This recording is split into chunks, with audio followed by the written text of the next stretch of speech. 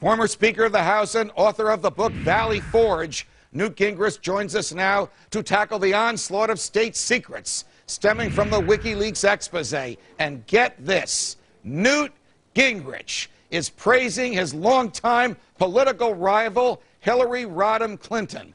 Mr. Speaker, this isn't only in America, but welcome to the show, of course. Oh, great to be with you Mr. again. Speaker, Julian Assange, is he a hero to freedom, or is he a terrorist who should be prosecuted? He is an active enemy combatant who is engaged in information warfare against the United States. What he is doing is going to have incalculable damage to this country. It is going to have a number of innocent people killed, a number of our allies killed. It's going to put Americans at risk. And he has dramatically crippled our ability to gather intelligence, because why would any foreigner share with the Americans when they know that their information might immediately show up in some kind of leaked cable? This is an act of war. If this type of information fell into the hands of almost any journalist, a conservative Republican, a liberal Democrat, a patriot who loved America, some socialist who hated America, any journalist, who would sit on this? Anybody would reveal this, wouldn't they?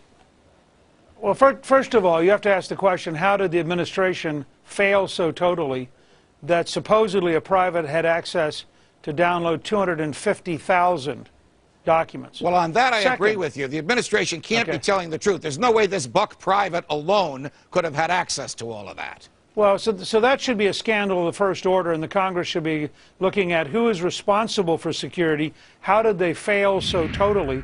How did this catastrophe occur? Second, the private, who is not protected by any kind of First Amendment, should be tried, I think, for treason.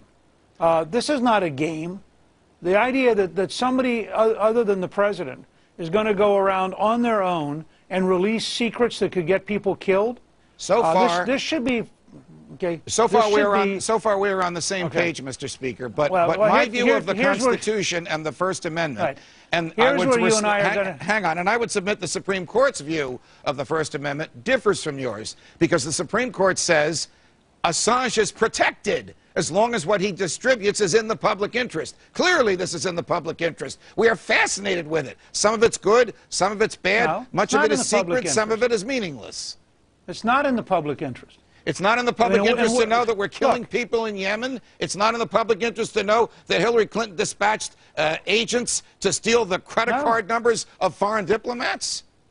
No.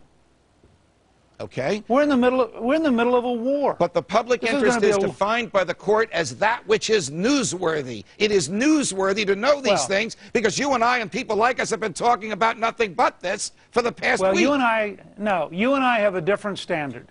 I'm an Army brat. My father spent 27 years as an infantryman defending this country. Right. We are in a war. In World War II, no responsible journalist would have published any of this. In World War II, American journalists were patriots first.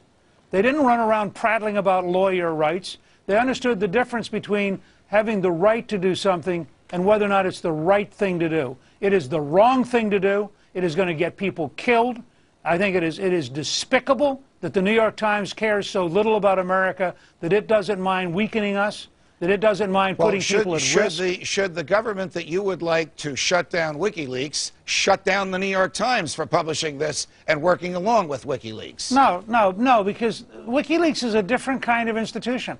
Wikileaks openly, publicly says their goal is to undermine the United States. Assange is a person who's deeply anti-American. What about Fox News, which puts Assange on air and which discusses this openly as you and I are doing now? I mean, I think we have to be careful what we wish for, because if the administration could impair Wikileaks because it doesn't like what it talks about, it could impair other aspects of the media because it doesn't like what they talk about. That's why we have a First Amendment.